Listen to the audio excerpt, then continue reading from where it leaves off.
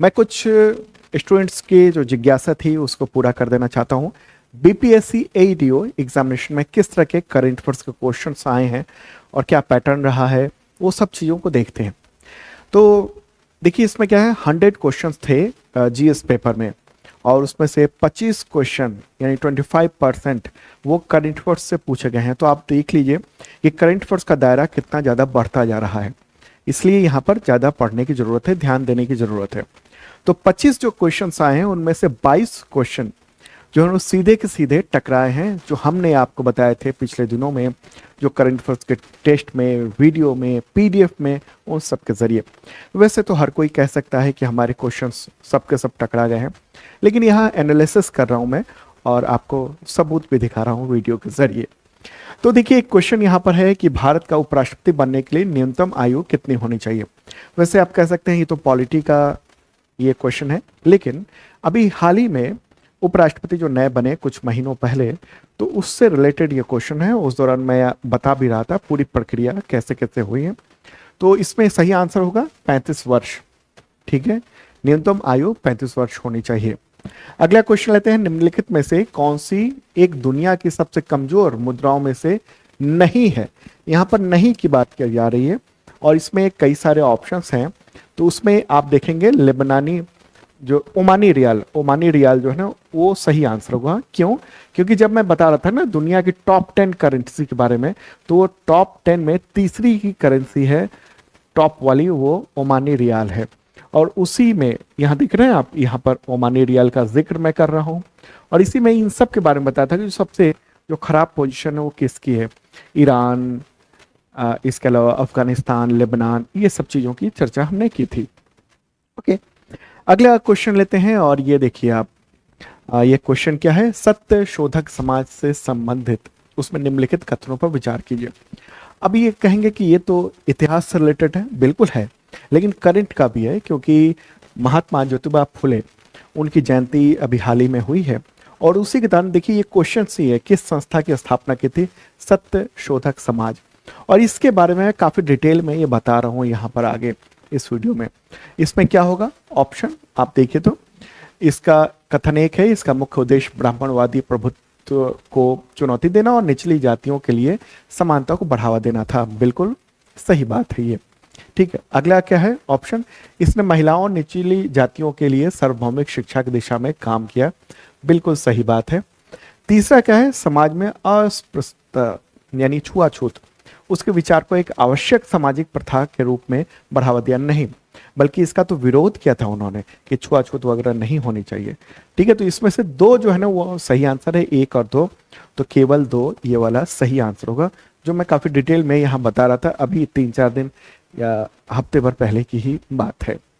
ठीक है, अगला क्वेश्चन लेते हैं, 2024-25 के बजट अनुमान के मुताबिक बिहार का सकल राजकोषीय घाटा प्रतिशत इसके जीएसडीपी का कितना था। अब देखिए यहाँ पर यह क्वेश्चन है, ठीक है, यही सेम क्वेश्चन यहाँ पर आप देख रहे हैं, और कितना था 2.98%, तो लगभग 3% के आसपास होता है। तो इसका आंसर ये सी वाला जो है वो सही होगा। ठीक है, ये एक एक चीज बिहार का मतलब है, ये सब चीजें मैंने बताई थी अच्छे खासे ढंग से। अगला क्वेश्चन है कि बिहार के भौगोलिक क्षेत्र का लगभग कितने प्रतिशत भाग वन क्षेत्र के अंतर्गत आता है। तो ये पिछला जो बजट पेश हुआ है अभी, उसी के दौरान आर्थिक सर्वेक्षण में पेश हुआ था, और उसी में इसके बारे में काफी डिटेल में बताया गया था। जो जलवायु पर्यावरण, जलवायु परिवर्तन और आपदा प्रबंधन वाला जो टॉपिक है, उसमें मैंने बताया था कि कितना वृद्धि हुई है, कितना है, वगैरह वगैरह। इसका सही आंसर होगा क्या, 7% जो है ना वो वन क्षेत्र के अंतर्गत है। अगला क्वेश्चन है, एमएसएमई अधिनियम के अनुसार लघु उद्योग की नवीनतम परिभाषा जो है आधारित है।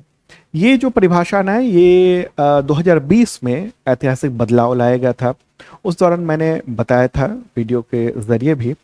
तो इसमें क्या है ना इसका कि इसका आंसर क्या होगा, इसका आंसर होगा आपका सभी क्षेत्रों में विनियोग तथा वार्षिक उत्पादन के आधार पर, यानी डी जो है ना वो सही आंसर होगा, मतलब कि टर्नओवर वगैरह के आधार पर होगा। MSME micro small and medium enterprises.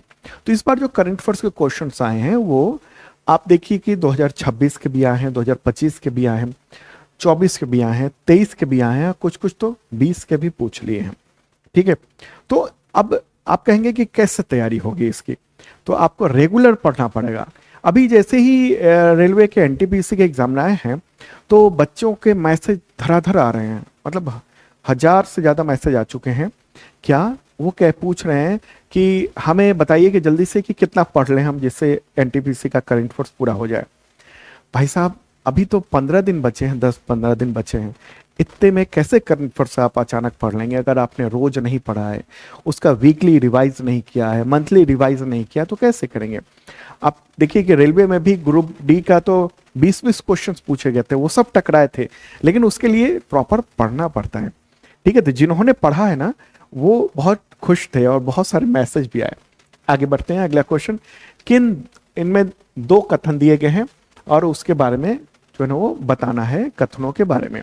ठीक है, इसमें क्या है, 2021 से 15 नवंबर को जनजातीय गौरव दिवस वो मनाया जाता है ताकि भारतीय स्वतंत्रता संग्राम में आदिवासी समुदायों के योगदान को सम्मानित किया जा सके, बिल्कुल सम्मानित किया जा सके। और ये मैंने बताया था पिछले नवंबर में ही जनजातीय गौरव दिवस के दौरान, और काफी डिटेल में इन सब चीजों के बारे में बताया था कि कैसे इसकी स्थापना हुई थी, शुरुआत कैसे हुई थी, यहाँ तक कि जो बिरसा मुंडा है उनके बारे में भी बताया था। दूसरा ऑप्शन क्या है कि यह दिवस तिलका मांझी की जयंती को चिन्हित करने के लिए मनाया जाता है, नहीं, बल्कि यहाँ पर आप फोटोग्राफ भी देख रहे हैं कि किनके लिए मनाया जाता है। ठीक है, तो ये एक महत्वपूर्ण बात है। इसका आंसर क्या होगा? ए वाला जो है ना ये सत्य है, यानी ए सत्य है और आर जो है ना वो असत्य है, ए आर। ठीक है, तो ये बी वाला जो है ना वो सही होगा। ये देख रहे हैं बिरसा मुंडा को लेकर ये मनाया जाता है। अगला क्वेश्चन देख लीजिए, यहाँ पर ये लेटेस्ट ही ऑप्शंस है, क्वेश्चंस हैं। निम्नलिखित सूची द्विपक्षीय जो सैन्य अभ्यास है और दूसरा जो देश है उन सब के बीच में तुलना करने को कहा गया कि किसका किससे है। ठीक है, तो आप देख लीजिए कि इसके बारे में, जैसे आप यहाँ पर देख सकते हैं, आप ये वरुणा के बारे में मैं बता रहा हूँ कि मार्च 2025 में आयोजित किया गया था और भारत और फ्रांस के बीच में। तो वरुणा भारत और फ्रांस के बीच में, ये आंसर ये सही हो जाएगा। ठीक है, हो गया। अब अगला क्या है, धर्म गार्जियन की बात हो रही है, वो किसके किसके बीच है, और यहाँ पर मैं धर्म गार्जियन के बारे में काफी डिटेल में ये करंट अफेयर्स में इस एक्सरसाइज के बारे में आपको बता रहा हूँ। ठीक है, धर्म गार्जियन एक्सरसाइज के बारे में, ये भारत और जापान के बीच में होता है। ठीक है, ये देख रहे हैं कब कब हुआ था, क्या हुआ था, क्या क्या चीजें होती हैं। धर्म गार्जियन भारत और जापान हो गया। ठीक है, अब ये देखिए कि एवुकेरिन जो अभ्यास है उसका भी मैं वीडियो दिखा देना चाहता हूँ। यहाँ पर देखिए एवुकेरिन भारत और किस देश के बीच में, तो मालदीव के बीच में हुआ। तो ये 3 का सी हो जाएगा। तो यहाँ पर आप ठीक ठाक देख रहे हैं, इसका आंसर क्या होगा? इसका आंसर सीधा सीधा ए होगा, यानी 1 का ए, 2 का बी, 3 का सी और 4 का डी। क्लियर होगा बात? सीधे आपने देखा कैसे क्वेश्चन टकरा रहे हैं करंट अफेयर्स के। अगला क्वेश्चन क्या है कि भारतीय जनता पार्टी कितने वर्षों बाद दिल्ली में सत्ता में लौटी है? इसमें बहुत सारे ऑप्शंस जो है ना वो बच्चों ने गलत टिक कर दिए हैं। ठीक है, यहाँ पर सही आंसर क्या होगा? 27 वर्ष होगा। और इसके बारे में मैं यहाँ पर बता रहा हूँ। आखिरी जो बीजेपी की मतलब अभी तो रेखा गुप्ता है, उससे पहले जो थी मुख्यमंत्री वो थी सुषमा स्वराज, और उसके बाद अभी क्या हो रहा है। तो लिस्ट भी मैंने दिया था, तुलना भी दी थी कि कैसे कैसे कौन कौन मुख्यमंत्री रहे बीच के दौरान में। तो 1998 के बाद 2025 में ये मुख्यमंत्री रेखा गुप्ता बनी, तो वो होगा क्या? 27 वर्ष होगा इसमें ऑप्शन। ठीक है, अगला क्वेश्चन देखिए, जोजिला दर्रा मध्य में पड़ता है, कहाँ पर पड़ता है? जोजिला के बारे में तो मैंने कई बार वीडियो में बताया है, और ये कश्मीर घाटी और लद्दाख के बीच में पड़ता है।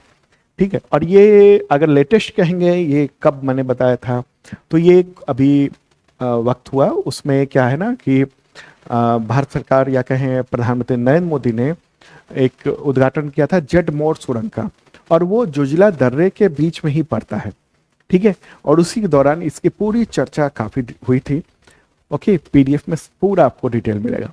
अगला क्वेश्चन क्या है कि अप्रैल 2022 में भारत सरकार द्वारा निम्न में से किसे भौगोलिक संकेतक यानी ज्योग्राफिकल इंडिकेशन प्रदान किया है, जीआई टैग। आंसर क्या होगा? मिथिला मखाना। ठीक है, और ये मिथिला मखाना है। अप्रैल 2022 में ये दिया गया था। मखाना तो मिथिला ही नाम है, पहले बिहार मखाना कहते थे, बाद में फिर मिथिला मखाना कर दिया गया था। और उस वक्त मैंने काफ़ी डिटेल में बताया था मखाने को लेकर, तो कई बार बताया है। जब मखाना बोर्ड बना है, मखाना को लेकर केंद्र सरकार ने फैसले लिए हैं, उन सब के बारे में। ओके, अब अगला क्वेश्चन क्या है कि भारत की प्राचीनतम पर्वत रेंज क्या है? अब आप कहेंगे ज्योग्राफी का हिस्सा है। हाँ, ज्योग्राफी का भी हिस्सा है, लेकिन अब करंट का भी हिस्सा है, क्योंकि पिछले दिनों अरावली को लेकर बहुत विवाद आया था सामने में। ठीक है, उसकी जो ऊंचाई है उसको लेकर 100 मीटर को लेकर ये काफ़ी विवाद हुआ था। उस वक्त मैंने कितने डिटेल में इसका एनालिसिस किया था और बताया था अरावली के बारे में। ओके, इसका आंसर क्या होगा? अरावली होगा प्राचीनतम। और उसी में मैंने पूरे डिटेल में बताया था। अरावली एक तरह से, अगर आप ज्योग्राफी में भी पढ़े होंगे और ये करंट का पीडीएफ या वीडियो देखा होगा, तो उससे कंसेप्ट बिल्कुल क्लियर हो गया होगा। एनिमेशन, मैप वगैरह सब कुछ का इंतजाम रहता है यहाँ पर। अगला क्वेश्चन क्या है कि 10 जनवरी 2025 को भारत, बीच में ऑप्शन डालना है, देश बना जिसने निम्न पृथ्वी कक्षा यानी लोअर अर्थ ऑर्बिट में उपग्रह डॉकिंग की जो प्रक्रिया है उसको सफलतापूर्वक किया है। आंसर इसका क्या है? चौथा। ठीक है, ये चौथा। और ये क्वेश्चंस देख लीजिए, क्या है डॉकिंग जो जनवरी 2025 में किया, तो भारत कौन सा देश बन गया? आंसर क्या है यहाँ पर? चौथा देश है। सीधा के सीधा ये क्वेश्चंस जो है ना वो सीधे सीधे लाइन बाय लाइन यहाँ पर टकरा रहे हैं। ओके, अगला क्वेश्चन देखिए आप, पंचायतों का अनुसूचित क्षेत्र के रूप में विस्तार, पेशा अधिनियम को लेकर ना, अभी आप देखिए कि बीपीएससी के यूपीएससी में भी पूछा गया था, ये सीडीएस एग्जामिनेशन है उसमें भी पेशा पूछा गया था। ओके, और इसके अलावा कई और एग्जामिनेशन मैंने देखा है पेशा को लेकर पूछा जाता है। ओके, तो इसमें मैं पेशा के बारे में भी बता रहा हूँ, काफ़ी डिटेल में बता रहा हूँ इस वीडियो में। जब छत्तीसगढ़ में इसको लागू वगैरह किया गया था, तो इसका क्या है, ये 1996 में अधिनियमित किया गया था, बिल्कुल किया गया था। ग्राम सभाओं को वैधानिक दर्जा प्रदान करता है, बिल्कुल करता है। विकास परियोजनाओं के लिए किसी भूमि अधिग्रहण से पहले ग्राम सभा या पंचायत की सहमति आवश्यक है, बिल्कुल है।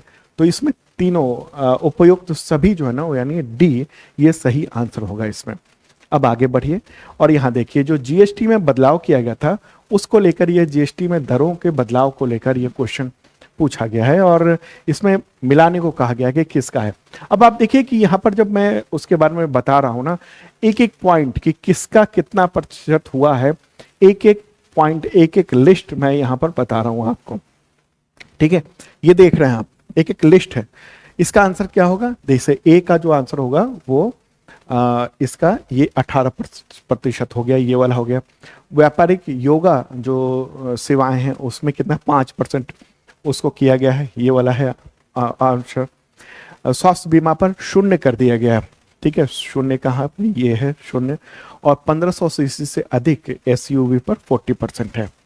ठीक है, ओके, तो ये सब चीजें हैं। यहाँ पर एक एक बात आप देखेंगे तो मैं स्लैब को लेकर एक एक चीज मैं बता रहा हूँ। तो इसका सही आंसर क्या होगा? इसका सही आंसर होगा इसमें, आप देखिए, एक 3 हो गया, 3 यहां पर आप देख रहे हैं, ए का 2 हो गया, ए का 2 हो गया, 2, बी का आपका 3 हो गया, ये वाला आप देखिए, जैसे ही 2 सही हो गया आप समझ में, डी जो है ना इसका सही आंसर होगा। ओके, आगे बढ़ते हैं। अब अगला क्वेश्चन क्या है? निम्नलिखित सूचियों का मिलान करें। अब ये क्या है? पुरस्कार है अलग अलग और विषय और क्षेत्र के बारे में पूछा गया है। ठीक है, जैसे रेमन मैग्सेसे, यहाँ पर मैं रेमन मैग्सेसे के अवार्ड के बारे में बता रहा हूँ जो एनजीओ को मिला था ना, एजुकेटमेंट फाउंडेशन को, उस दौरान काफी डिटेल में बताया था। इसके अलावा ये देखिए पुलित्जर पुरस्कार के बारे में यहाँ पर मैं काफी डिटेल में बता रहा हूँ। ठीक है, तो इस तरह से क्वेश्चंस और बाकी के भी बारे में भी मैंने अलग अलग बताया। इसमें क्या होगा? रेमन मैग्सेसे क्या है? ये एशिया का उच्चतम पुरस्कार माना जाता है, एशिया का नोबेल प्राइज माना जाता है। पुलित्जर सीधी बात है कि पत्रकारिता से रिलेटेड है आपका। ओके, टेम्पल्टन, ये क्या है? आध्यात्मिक और धार्मिक अवार्ड से रिलेटेड ये चीज है। और ह्यूगो पुरस्कार वो लास्ट में बच जाता है और वो है विज्ञान के क्षेत्र में। अगर आपका 2 भी याद है ना, तो भी आप इसका आंसर सही करके आ सकते हैं। इस तरीके से। ठीक है, तो इसका आंसर क्या होगा? इसका आंसर होगा आपका ये हो गया सी। तो एक का आपका सी हो गया, दो का बी हो गया। ठीक है, सी और बी, ये वाला आंसर बिल्कुल सही हो जाएगा आपका। ठीक है, इस तरीके से। चलिए आगे बढ़ते हैं और अगला क्वेश्चन, बहुआयामी गरीबी सूचकांक, ये भी कई बार एग्जामिनेशन में आए हैं, यूपीएससी सीडीएस में, यूपीएससी एनडीए में, और अभी बीपीएससी एईडीओ में एग्जामिनेशन में क्वेश्चन पूछ लिया गया है। तो क्या है ये? निम्नलिखित में से किससे सम्मिलित किया गया है? तो ये मानव विकास जो रिपोर्ट है, यानी ह्यूमन डेवलपमेंट रिपोर्ट है, उससे रिलेटेड है ये। और इसके बारे में मैं पूरा बता रहा हूँ, इंडिकेटर भी बता रहा हूँ, वैश्विक बहुआयामी ये कौन जारी करता है, इसके बारे में डिटेल में बता रहा हूँ। ये सब कुछ ये बातें हैं। हालांकि अलग अलग एग्जामिनेशन में अलग अलग तरीके के क्वेश्चन पूछे गए। ठीक है, जैसे किसी में पूछा गया किसके द्वारा जारी होता है, इसमें पूछा गया कि ये रिपोर्ट है क्या, उसका नाम क्या है। ठीक है, किसी में इंडिकेटर के बारे में पूछा गया है, तो यहाँ पर ये वाला प्रश्न पूछा गया है। तो इसलिए मैं कई बार कहता हूं कि कई बार बच्चे कहते हैं कि हमें वन लाइनर दे दीजिए। देखिए, वन लाइनर से ना क्या होता है कि कई चीजें मिस हो जाती हैं। तो आप जब डिटेल नोट्स वाला पीडीएफ पढ़ेंगे ना, चाहे कोई भी एग्जामिनेशन हो आपका, जो हम लोग प्रोवाइड करते हैं, तो उससे आपका बिल्कुल कंसेप्ट क्लियर होता है और अंदर की चीजें के बारे में पता रहता है। अगला क्वेश्चन क्या है कि किस भारतीय ओपनर को बीसीसीआई पुरस्कार 2025 में सर्वश्रेष्ठ अंतर्राष्ट्रीय महिला क्रिकेटर चुना गया? तो देख रहे हैं, ये तो 2026 में भी चुना गया है, किनको? स्मृति मंधाना को, और 2025 में भी स्मृति मंधाना को ही चुना गया था, और इस वीडियो में मैं उसके बारे में पूरा बता रहा हूं। ठीक है, तो सी जो है ना वो सही आंसर होगा, स्मृति मंधाना। 5 बार इनको इसमें जो नमन अवार्ड है उसमें सर्वश्रेष्ठ अंतर्राष्ट्रीय क्रिकेटर महिला का अवार्ड मिला है, 5वीं बार 2026 में मिला, इससे पहले 2025 में भी मिला था। अगला क्वेश्चन लेंगे हम लोग, और प्रश्न यहाँ पर आप देख रहे हैं क्या है, निम्नलिखित में से कौन से भारतीय अमेरिकी ट्रंप 2.0 कैबिनेट का हिस्सा है? अब इसमें आपको बताना है कि कौन कौन है। कश्यप काश पटेल बिल्कुल हैं, एफबीआई के डायरेक्टर हैं वो। हरमीत ढिल्लो वो कौन है? ये भी हैं। हरमीत ढिल्लो जो है ना assistant attorney general for civil rights है, ठीक है, अमेरिका में। और डॉक्टर जय भट्टाचार्य ये कौन है? ये सीडीसी यानी centre for disease control and prevention, उसके चीफ हैं। ओके, तो ये तीनों के तीनों जो है वहाँ के एडमिनिस्ट्रेशन में, वहाँ कैबिनेट नहीं कहा जाता है बल्कि कहा जाता है एडमिनिस्ट्रेशन कहा जाता है। लेकिन क्वेश्चन आपको कैबिनेट की बात हो रही है, तो एडमिनिस्ट्रेशन और कैबिनेट लगभग आप मान सकते हैं। ठीक है, भारत की तरह नहीं है जो कैबिनेट बिल्कुल हो और राज्य मंत्री अलग हो। वहाँ कैबिनेट का मतलब ये सब कुछ हो गया। तो इसमें सभी उपरोक्त सभी आंसर जो ना ये हम कह सकते हैं कि सही बात है। और उस दौरान कश्यप काश पटेल और हरमत ढिल्लो उन सब के बारे में मैंने यहाँ पर बताया भी था, इस वीडियो के जरिए भी बताया था। ओके, अगला क्वेश्चन लेते हैं और नेक्स्ट प्रश्न आपके सामने है। क्या है प्रश्न कि किसी राजनीतिक दल को भारत में राष्ट्रीय दल के रूप में मान्यता प्राप्त करने के लिए निम्नलिखित में से कौन सी शर्तें वैध हैं? आप देखेंगे कहेंगे कि पॉलिटी का क्वेश्चन है, बिल्कुल पॉलिटी का क्वेश्चन है। लेकिन अभी कुछ वक्त पहले ही जब राष्ट्रीय दलों की लिस्ट जारी हुई थी चुनाव आयोग के द्वारा, उस समय ये फिर से बात सामने आई थी। तो यहाँ करंट अफेयर्स भी जुड़ जाता है। और ये देख लीजिए, ये वीडियो में मैं पूरी बातें बता रहा हूँ कि राष्ट्रीय पार्टी बनने के नियम क्या हैं। ठीक है, ओके, अभी 1-2 साल हुए हैं इस बात को। तो उसमें क्या है, पहली बात क्या है, दूसरी क्या है, तीसरी बात क्या है, ये सब इसमें मैंने बताया है।